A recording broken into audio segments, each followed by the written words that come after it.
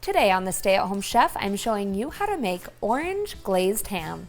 Not only am I going to show you my delicious ham glaze recipe, I'm also going to cover the 4 decisions you need to make when purchasing a ham, as well as both slow cooker and oven cooking. The first decision you need to make when purchasing a ham is whether you'll purchase a fresh ham, a cured ham, or a smoked ham.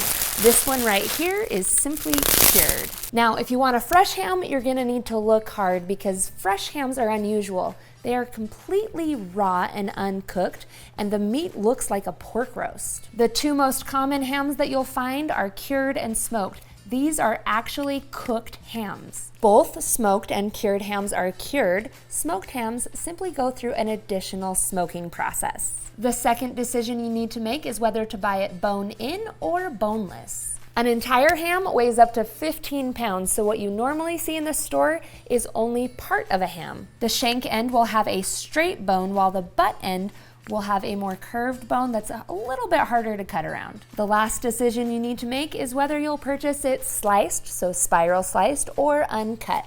An uncut ham will be a little more moist, but a spiral cut ham is a lot easier for serving. This one is a spiral cut ham. Now, the first thing I want to show you is how this fits into a slow cooker. One of the common problems with ham is that it doesn't fit into a standard size slow cooker. So if you look at this, if the lid doesn't fit tight, you cannot cook it in a slow cooker. So if your ham doesn't fit in a slow cooker, your options are to either slice some of it off so that the lid can fit securely, or grab a roasting pan and we'll just do it in the oven. Ham should be placed with this flat side face down into the roasting pan or the slow cooker. Now, technically a smoked or a cured ham is already fully cooked. We're really just warming it up. So next we're gonna make a delicious glaze to go on top. I love a good orange brown sugar glaze, so I'm gonna add in 1 cup of orange juice, half a cup of balsamic vinegar, half a cup of brown sugar, and 1 teaspoon of salt. Then we'll whisk this all together. Then we're gonna drizzle half of this glaze onto our meat, or you can brush it on. You wanna reserve the other half for adding on the meat later. If you're making this in the slow cooker, just pour it all on right now, but if you're baking it in the oven, you'll want to reserve some to brush on later and let those flavors develop and add more as it cooks. It's a good idea to tent your pan with aluminum foil to keep all of that steam from the liquids and moisture inside. Then we're gonna bake this in a 350-degree oven for 10 minutes per pound.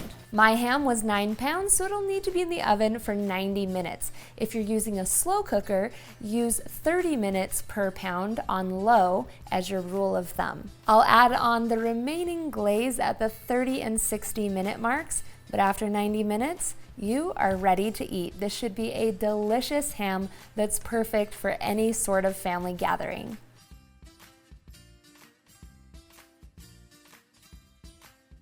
Thanks for watching. You can find the full written recipe in the video description. Be sure to subscribe, like, and follow, and check out the rest of my videos where you can find hundreds of restaurant quality recipes you can easily make at home. See you later.